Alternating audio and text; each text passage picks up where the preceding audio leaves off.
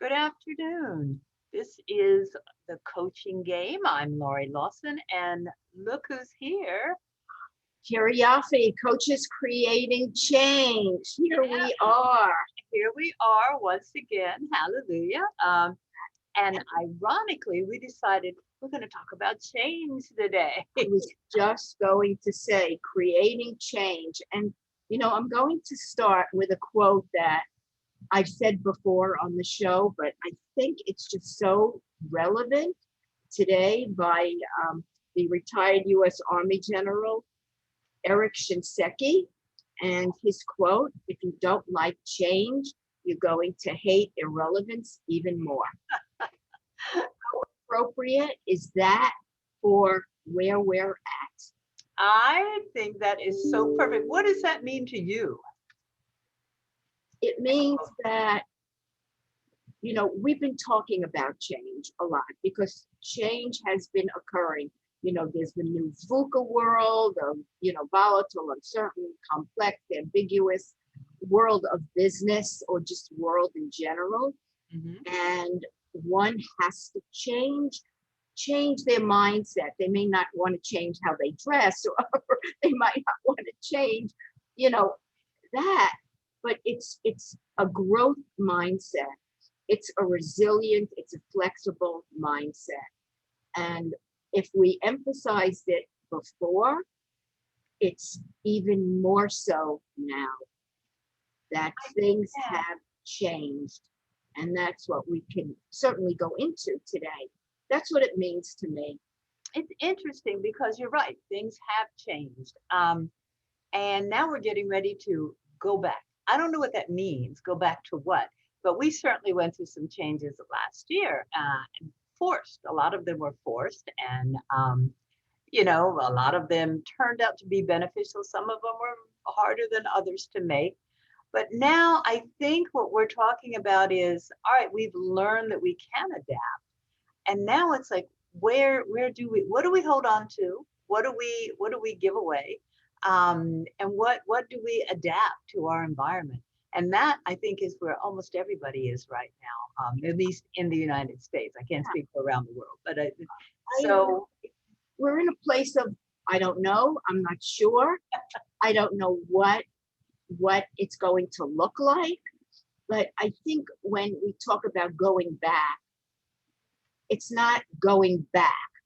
It's it's returning to perhaps an office, maybe not. That's another change. What is that going to look like? Where's the challenges?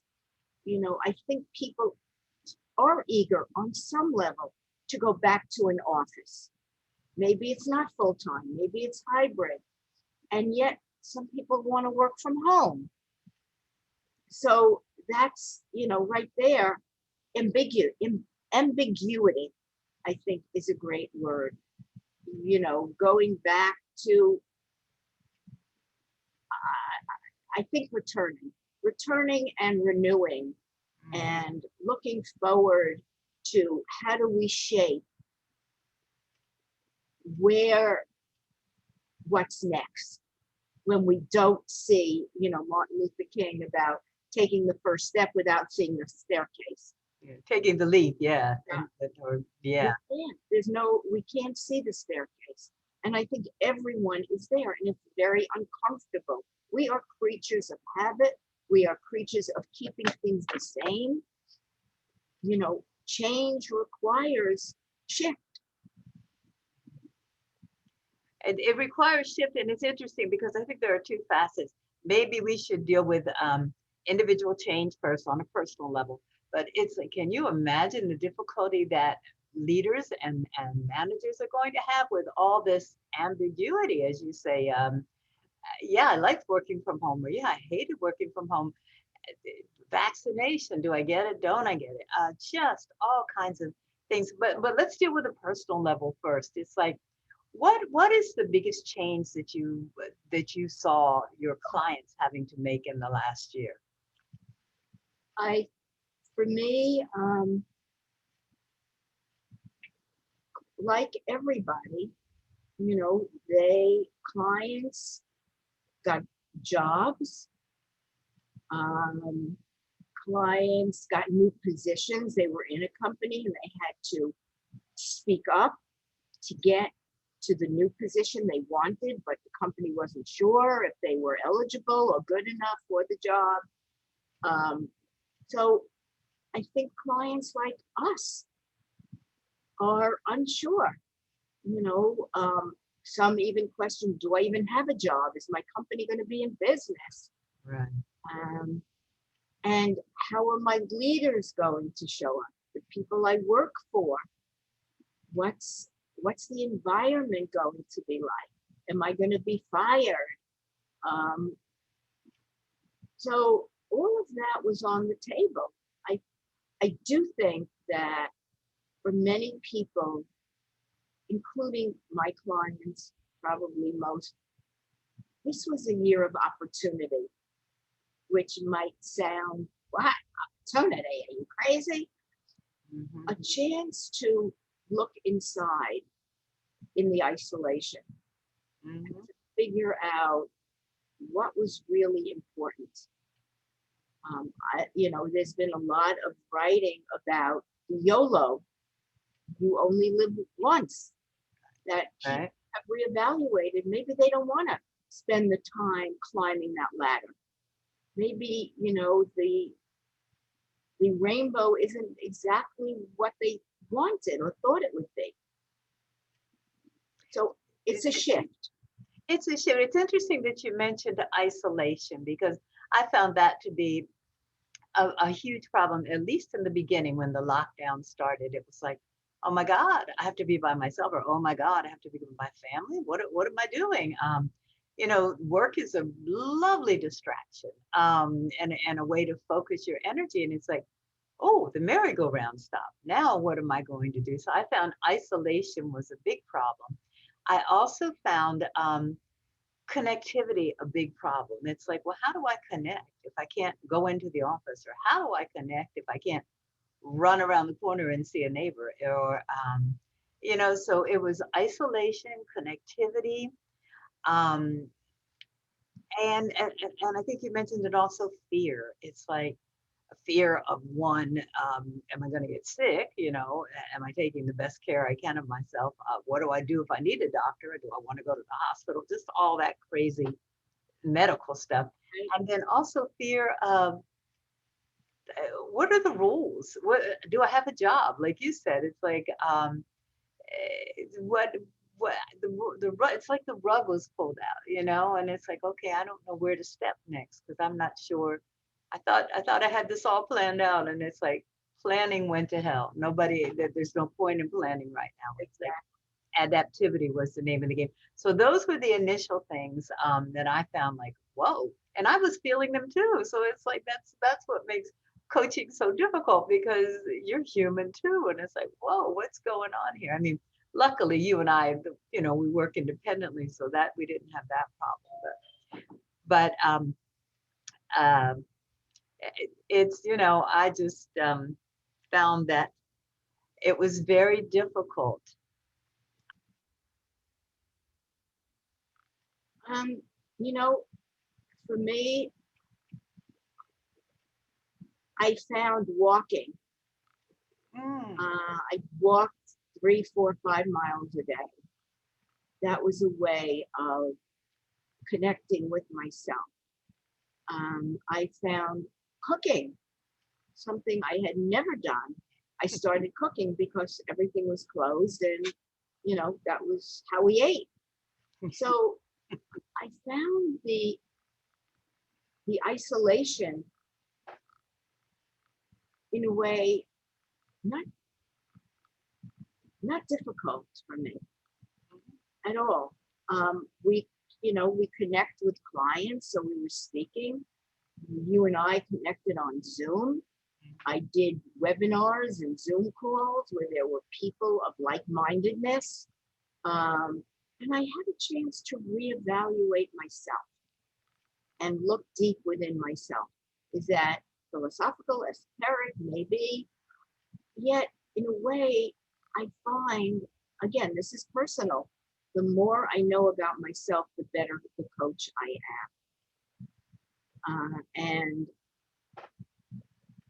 I loved walking with no cars and no people.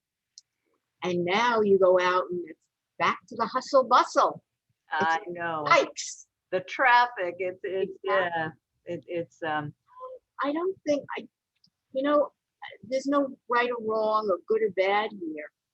I think everyone got their own experience. Whatever I got, you may not have got, or any of my clients might not have gotten. I think this was a time of reflection. If you took the time right. to really evaluate or reevaluate your core values, what's really important here? Are the people in my life that I'm struggling with important, or can I let them go? And if I let them go, what does that mean to me? So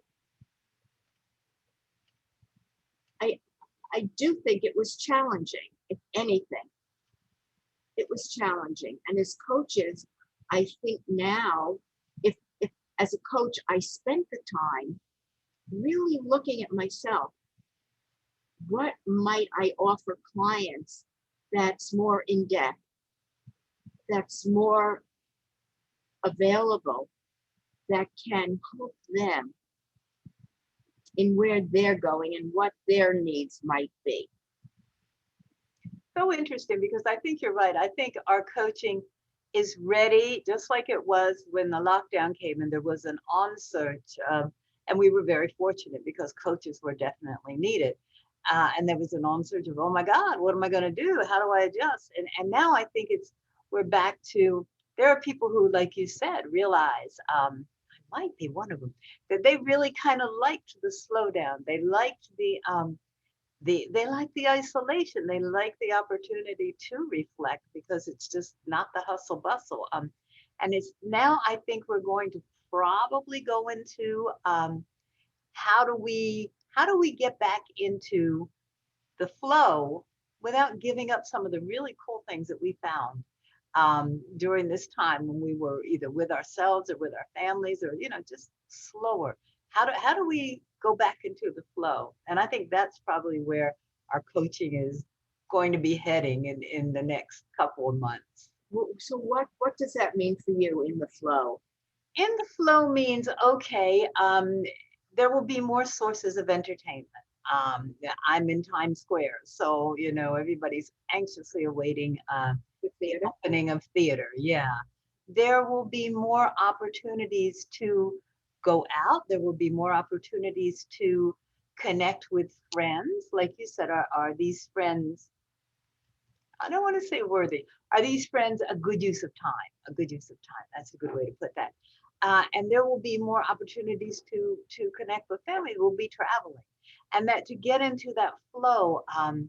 Do we want to travel? Do we want to be on a plane? Where do we want to go? How important is it? Why are we? I went on what I called a vacation in May, and I went, a vacation from what? I mean, what was I taking? I was changing locations, but basically I was doing the same thing. So it's like, how do you get back into that? I hope it isn't a hustle bustle, but my gosh, we're in New York City, so there's a great possibility it will be. But that's what that means to me. It's just like the normal. Well, I can't say normal. There are no normal anymore. Just like the enhanced activities and connectivity possibilities and opportunities that weren't there before. Places are opening. New places are opening. Do you venture out? Do you stay home? Do you mix it? How do you do that? That the flow to me is like, do you go where the other people go, or do you create your own path, I guess? And I think that, so little history of me, I did years ago, here I am, a New York City person on my own. I had just started studying Buddhism. I went on a Buddhist retreat, didn't know much about it, got on a plane to New Mexico, got on a bus to the San Cristobal Mountains. I slept in a bus on a slab with a sleeping bag. And it was a week of silence. It was a silent Buddhist retreat. Rustic wouldn't even begin to describe it. Very rustic. Yet I adapted. You know, they got you up at 4:30 to meditate. You had breakfast, you had lunch, there was very little dinner, and you went to bed early and no talking. You listened in the evening, you listened to the speakers. It was so eye-opening. And then, you know, I came home and I saw the world differently.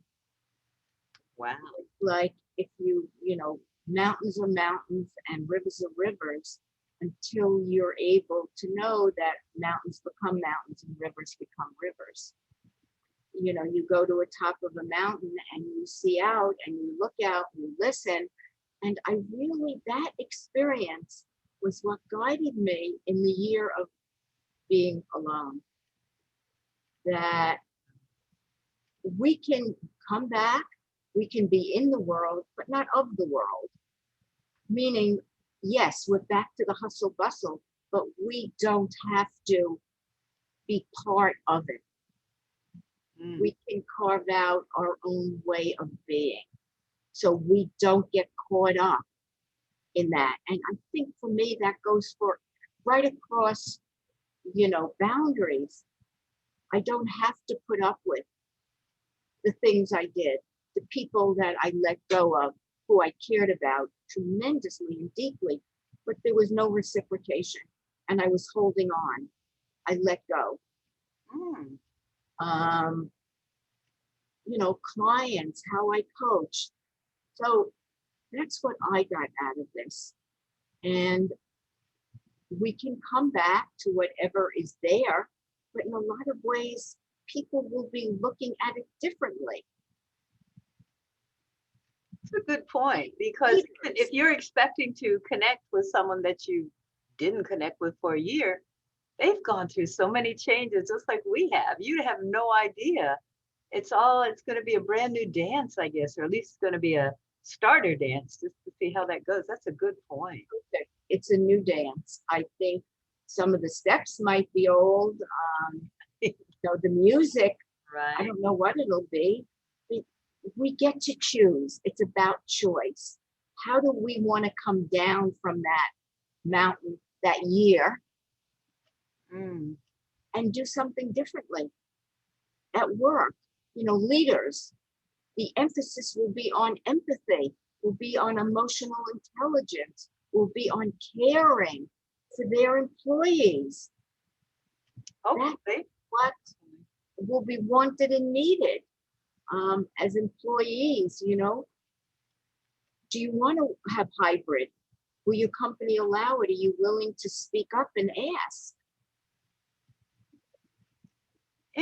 Yeah, and like I said, I don't envy leaders and managements. I don't envy that today, because you're putting together a group of very diverse people who've had very diverse experiences, which was always the case. But now we're all aware of it because we've all had that experience. We've all had one experience or another. A lot of sadness, a lot of Loss. yeah, a lot of loss. And I don't know how you come back. Or hopefully you were in the game the whole time, but I don't know. As a leader, I think emotional intelligence is going to be at the top of the requirements. You know, no longer, not sure. Bottom line is going to be there, but I'm not sure that should be the top priority at this point. I think it should be assembling teams and using whatever learning experiences took place during the last year to enhance your company or your organization or something. I don't envy that. I don't envy that. And leaders also have to rethink, what are we doing here? You know, how do we want to proceed? Do we want to do something differently? Do we want to make a right turn instead of staying on course? Do we want to take a left turn? Obviously, businesses have to thrive, or else they don't survive. But it's how they do it. moving forward. You know, what's going to, a lot of companies have people I know, they've closed their offices. People are going to be working from home. They've realized they don't need to pay all that real estate. Right. And then so they have the challenge of how do you keep teams together when they're all over the world, all over the United States at least. You know, you can work from anywhere now, thank God for Zoom and computers and phones and things like that. So I mean, my daughter and her boyfriend, they work for a company where they've been working from home for years. They hold, you know, video conferencing and now Zoom and teleconferencing all over the world. yeah. So this was not new for them. That's interesting because it broadens your horizons, which is a cliche, so to speak, but it really does make it possible to interact with so many people all over the place, and that's internationally. I've found that with you know, on Zoom, I've had some great connections with people that are, you know, in time zones that are 7 hours ahead of me. It's like Exactly. it is all possible now. So I think that that's an interesting way to look at it. It's like not what are the disadvantages, but what are the possibilities? Now that now that we know that nothing is constant, you know, the only thing constant is change. So yeah, what are the possibilities? There's many, and I think that's to be determined by each organization. It's, you know, building, possibly having a roadmap and shifting it, changing it, building a new roadmap. As I said, a lot of companies found I can do work without office space. What do I need to spend that kind of money? And that will be unfortunate for big cities where, you know, the real estate market, commercial real estate will flounder, or they don't need 12 floors. Maybe they need 2 floors, Yeah. or they have people come in hybrid, come in 2 days a week. This group come in 2 days this week. This group 3, you know. Yes, people do want to get back to working with other people, connecting. So how do you do that and still maybe close offices? How do you do that by having part-time, you know, hybrid effects? Um, I don't have those answers. I don't think anybody does. I think the next year or so will determine where we move forward. But, you know, change is about being flexible. It's about being resilient. It's about being willing to give up your position on something Mm. and look at options and possibilities for yourself and for people you work with. I think one step is, and take it from what individuals had to do, is maybe redefine your goals and make sure that this is really what you want to do. But also there's a humanity aspect. I was very proud of New York City through this whole thing. We did our thing. I mean, we were hit the first and we were hit the biggest. And but there were people out there wearing masks. There were people out there who didn't go out. There were people who it was all there was while there was isolation, there was a connectivity to mankind and womankind.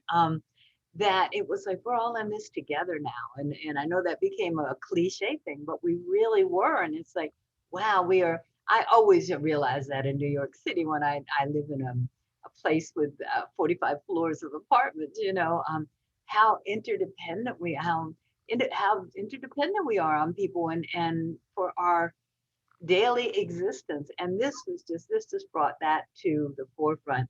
And hopefully, when you talk about organizations and companies, they're going to realize, and I hope it remains, because they immediately deem people essential workers. We've got essential workers here, and they've got to go to work. And I hope they remember that, because these people are essential, and we're all essential. But there are people who we just took for granted for so long, and so now hopefully companies are going to go, wow, you know what? Yeah, I need you, and I want to make sure that you get what you need. So I hope that's a lesson. I hope that's one of the first steps that all companies take care of. And I know there's a lot to take care of, There's a lot to, and even though we were all in this, we weren't all in it in the same ways. Right, You right. know, people suffered a great deal through something like this. You and I and many people I know were fortunate. We had groceries. I had everything I needed. I didn't worry about food or where I was going to live or rent or doing. But there were many people that were not as fortunate Yeah. as us and, needed, it's so we while we all had the issues, we weren't all in this the same way. Excellent point. Excellent point. Um, And again, that goes back to experiences. My experience wasn't like yours, and it certainly wasn't like someone who had lost their job or got evicted or Lost a loved one. yeah, yeah. It was, and I hope that opened us up, and I hope we don't forget. And I haven't so far, and I like that things are coming back slowly. That it's because it gives you a chance to go remember that you had this compassion before. Let's try to keep it now. Um, Especially in the times that we live in, it's so easy to switch over and get mad at somebody. You don't think like I do? Okay, then I'm cutting you out. But it's like we all had compassion for each other and we all knew, wow, we are very vulnerable. There's Right, strength in unity. So let's get it together. And right. That's a great word. We at this juncture, everyone is vulnerable. yeah, Feeling it. There is no, dancing on shifting sands. There is I just love that blog that you wrote. no, Absolutely. no one knows. And we're all in how we move forward. And I think we each, through our experience, carve out our own way of being. And I think we can impart that to our clients and help them figure out how to navigate their new reality, whether they're an entrepreneur or they're in a company, and you know how we can all thrive. Yeah, and I think because we're almost at the end of the show, I think one thing that we came out with is that change can be change doesn't have to be bad. Change can No, be so not at all. fantastic. And our goal is to, as coaches, to help people realize that.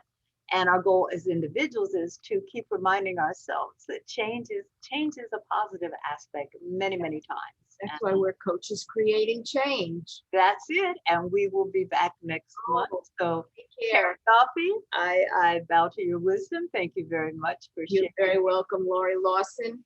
Big hug, and we will see you soon. Yes, we will. Take Bye-bye. care, my dear.